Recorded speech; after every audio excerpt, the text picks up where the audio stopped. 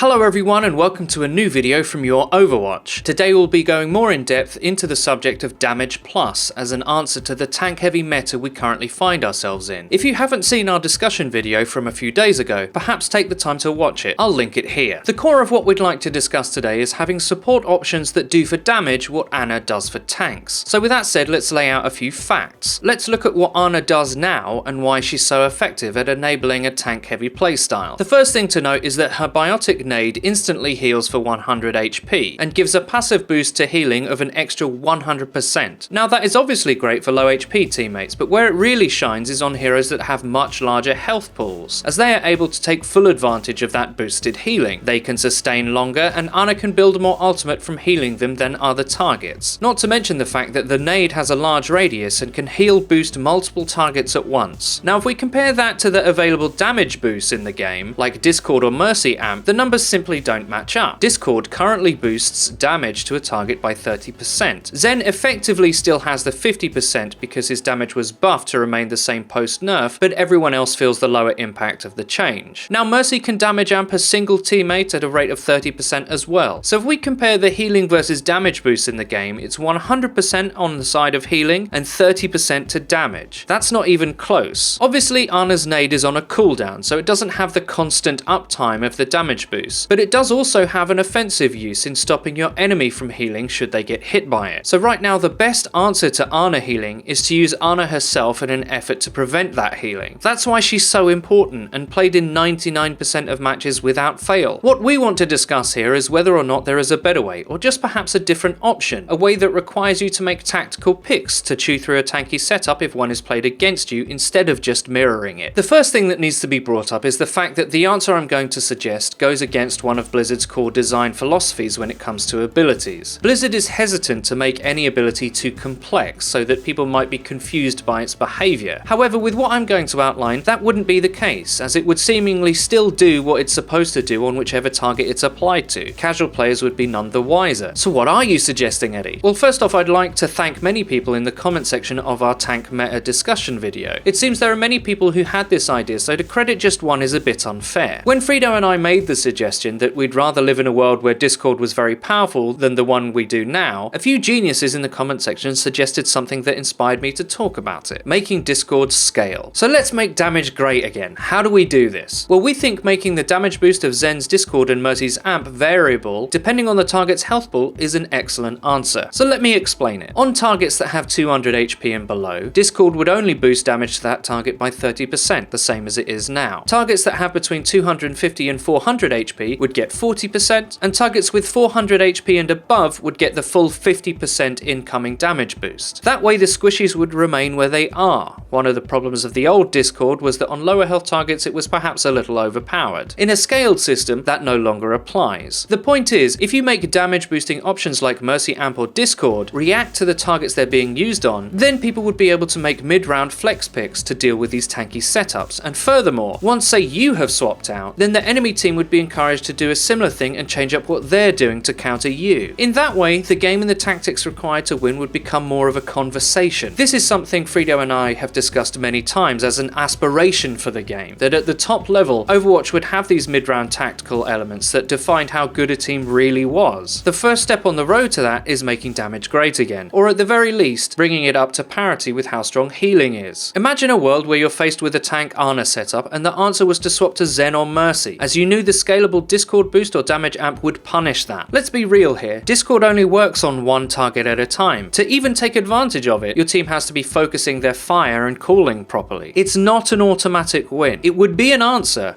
an option, and that's always preferable in my opinion than having to mirror pick. Most people's concern about buffing damage boosts in any way is in having heroes like Widow being able to one-shot, body shot, low HP targets, etc. In a scaled system, that wouldn't happen. I think that's the perfect answer, and would lead to a very interchangeable era of support options depending on the task at hand, and without being massively arrogant. We think that's where the game should ideally be at, a place where more heroes are viable and counterpicking is a proper strategy, and mirror picking isn't the default answer to the most powerful comps in the game. It will be interesting to see if Blizzard do look at changes like this, or if in fact they're building new heroes as we speak that could do the kinds of things for damage that Ana does for healing. I'm sure this topic will inspire a lot of discussion, so let us know what you think in the comment section below. If you enjoyed the video, please leave a like. Also, please follow the Your Overwatch Twitter. It's where you can get updates about new videos and streams. I've been Eddie the Chump, and until next time.